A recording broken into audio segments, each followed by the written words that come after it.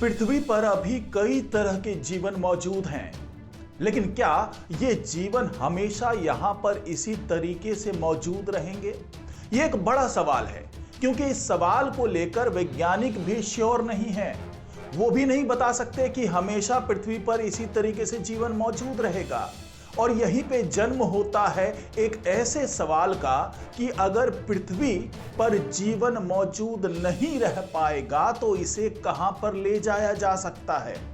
और यहीं से एक जवाब आता है, और वो है कि हमारे अंतरिक्ष में मौजूद कई खगोलीय पिंड हैं। वो चाहे ग्रह की बात कर लें, वो चाहे चंद्रमाओं की बात कर लें, तो वहां पर जीवन को भेजा जा सकता है अगर पृथ्वी पर हालात इतने ज्यादा खराब हो जाए कि यहां पर जीवन की मौजूदगी ही खत्म होने लगे, तो हम यहां से जीवन को किसी दूसरे खगोलीय पिंड पर भेज सकते हैं।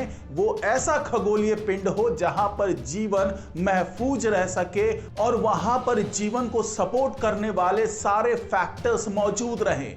तो जब इस मापदंड पे तौला जाता है दो खगोलीय पिंड को जहां तक हम पहुंच पाए हैं, तो वो है एक अपना चंद्रमा और दूसरा मंगल ग्रह। तो आखिरकार इन दोनों में से सबसे बेहतर विकल्प क्या हो सकता है, यही जानने की कोशिश की वैज्ञानिकों ने। और इस जांच पड़ताल के दौरान कई चीजों का खुलासा किया है वैज्ञानिकों ने। तो वो तमाम बातें मैं आपको इस वीडियो में बताने जा रहा हूं, तो इस वीडियो को आखिर तक जरूर देखिएगा। नमस्कार, मैं हूं डॉक्टर सुरजीत सिंह और आप देख रहे हैं महना मिस्ट्री।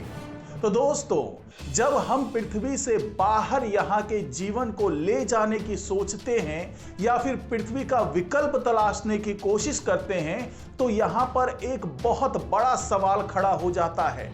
लोगों का यह कहना होता है कि जिस तरीके से अंतरिक्ष अभियान पर अरबों डॉलर खर्च किए जा रहे हैं, तो क्या उस पैसे को इस्तेमाल करके हम पृथ्वी को ही बेहतर नहीं बना सकते? क्या वो जो अरबों खरबों डॉलर खर्च हो रहे हैं अंतरिक्ष में किसी ऐसी जगह को तलाशने में जहां पर इंसानी सभ्यता विकसित की जाए या जहां पर हम पृथ्वी के जीवन को भेज सके, तो उन पैसों का इस्तेमाल करके यहाँ पे जो तमाम ग्लोबल वार्मिंग की बात हो रही है या क्लाइमेट चेंज की बात हो रही है या तमाम ऐसे विषम परिस्थितियों की बात हो रही है जिसके कारण हमें पृथ्वी से बाहर जाना पड़ सकता है, तो इन पैसों का इस्तेमाल करके इन हालात को और बेहतर बनाया जा सकता है।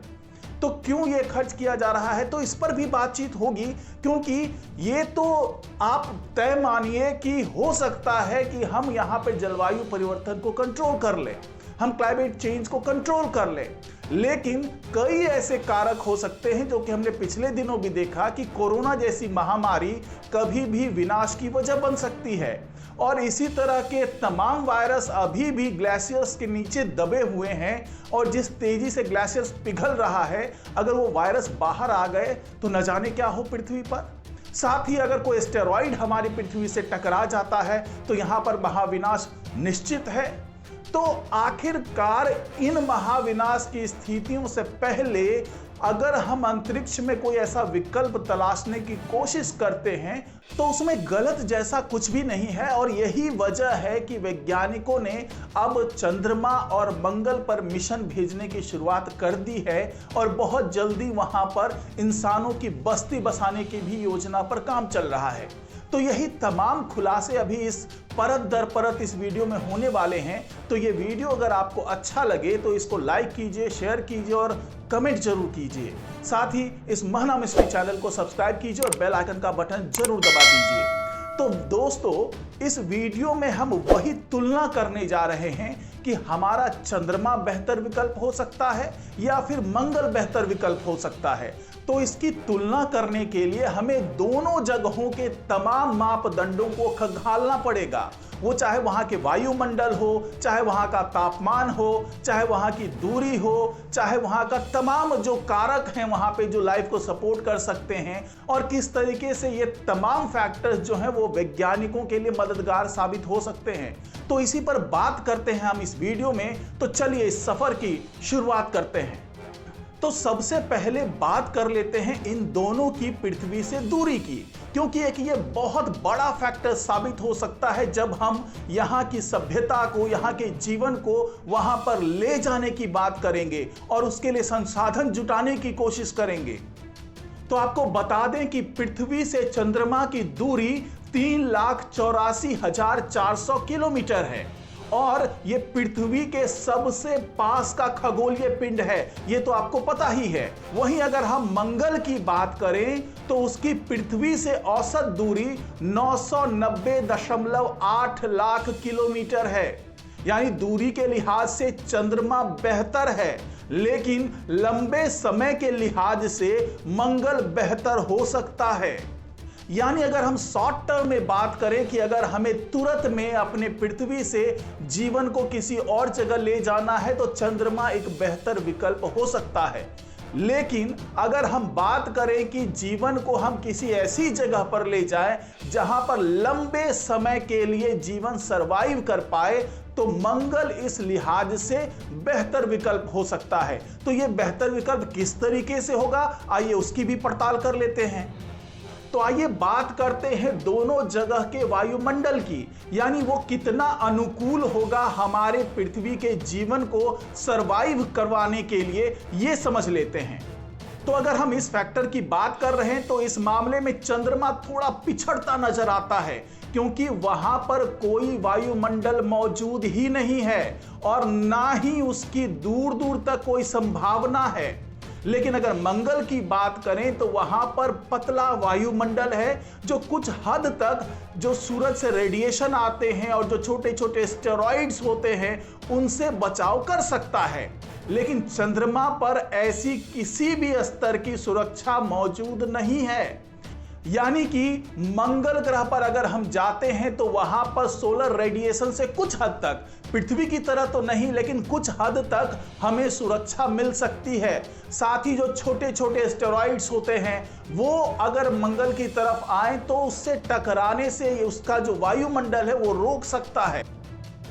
और अब तीसरे फैक्टर की बात करते हैं और गौर करते हैं दोनों जगह के तापमान और जलवायु की, क्योंकि जो क्लाइमेट है, जो टेम्परेचर है, वो एक बहुत बड़ा फैक्टर साबित हो सकता है किसी भी जीवन के सरवाइव कराने के लिए। तो चंद्रमा की सतह पर तापमान दिन में 250 डिग्री और रात में -208 डिग्री सेल्सियस तक चला जाता है। लेकिन अगर मंगल की बात करें तो वहां पर तापमान कुछ कम है, जो कि चंद्रमा की तुलना में सूर्य से ज्यादा दूर स्थित है और मंगल की भूमध्य रेखा पर दिन के समय तापमान 20 डिग्री तक होता है, जो इंसानों के रहने के लिहाज से बेहद ही आदर्श स्थिति साबित हो सकता है। लेकिन वहां रात और बाकी हिस्सों में तापमान बहुत कम हो जाता है। और अब बात कर लेते हैं ऑक्सीजन की, क्योंकि पृथ्वी पर मौजूद ज्यादातर जीवन की जरूरत ऑक्सीजन है, उसके बिना उनका सरवाइव करना मुश्किल हो जाएगा। तो पृथ्वी से बाहर की बस्ती को ऑक्सीजन की बहुत ज्यादा जरूरत होने वाली है। चंद्रमा पर तो ऑक्सीजन बिल्कुल नहीं है, तो मंगल पर भी नहीं के बराबर ही, यानी कि 0.16% ऑक्सीजन मंगल पर मौजूद है। इसलिए दोनों जगहों पर या तो ऑक्सीजन लेकर जाना होगा या फिर वहां पर ऑक्सीजन के उत्पादन की व्यवस्था करनी होगी।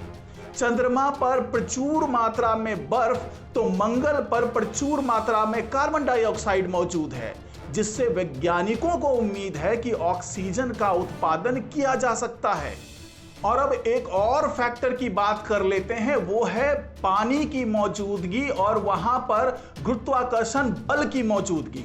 तो पानी की समस्या चंद्रमा और मंगल दोनों पर ही बड़ी नहीं है, क्योंकि दोनों ही जगह पर बहुत ज्यादा मात्रा में बर्फ मौजूद है, लेकिन दोनों ही जगह पानी के स्रोत कम ही हैं। पृथ्वी की तरह तरल पानी उपलब्ध कराना दोनों ही जगह बहुत बड़ी चुनौती होने वाली है। लेकिन अगर हम गुरुत्वाकर्षण शक्ति की बात करें, ग्रेविटेशनल फोर्स की बात करें, तो चंद्रमा पर पृथ्वी की तुलना में केवल 1/6 गुरुत्व ही मौजूद है। लेकिन मंगल पर पृथ्वी की तुलना में 3/8 ग्रेविटेशनल फोर्स मौजूद है, यानी मंगल पृथ्वी से बेहतर होगा। कई विशेषज्ञों का यह भी कहना है कि मंगल पर टेराफॉर्मिंग जैसे बदलाव करना आसान होगा, जबकि चंद्रमा पर यह काम बहुत ही मुश्किल है। मंगल बड़ा है, इसलिए वहां टेराफॉर्मिंग के फायदे भी हो सकते हैं। फिर भी दोनों ही जगहों पर बस्ती बसाना बहुत ही ज्यादा चुनौतीपूर्ण है। फिर भी अभी तुलनात्मक तौर पर मंगल ही चंद्रमा से बेहतर नजर आता है, लेकिन चंद्रमा के लिए भी उतनी ही योजनाएं और शोध चल रहे हैं, क्योंकि स्पेस एजेंसी दोनों जगहों पर जाने के लिए बेकरार है। तो यही वो तमाम फैक्टर्स हैं जो दोनों के बीच कंपैरिजन करने का आधार बने हैं। लेकिन वैज्ञानिक अब दोनों ही जगहों पर योजनाएं चला रहे हैं, क्योंकि चंद्रमा पर तो इंसान पहुंच चुके हैं, लेकिन मंगल पर अभी तक इंसान नहीं पहुंच पाए हैं। तो इसलिए वैज्ञानिक पहले चंद्रमा पर अपने तमाम रिसर्च कर रहे हैं, ताकि जहां पर वो पहुंच सकते हैं वहां पर जीवन के मौजूद रहने की संभावनाओं को देख लिया जाए, और उसके बाद जब वो मंगल की ओर रुख करेंगे, जिसकी संभावना है कि 2040 तक मंगल ग्रह पर भी इंसान पहुंच जाएंगे, तो वहां पर जो रिसर्च होंगे, वहां पे जो सैंपल्स मिलेंगे, वहां के वातावरण को जब एक इंसान महसूस करेगा, तो उसके बाद ये फैसला लिया जाएगा कि कौन बेहतर विकल्प हो सकता है।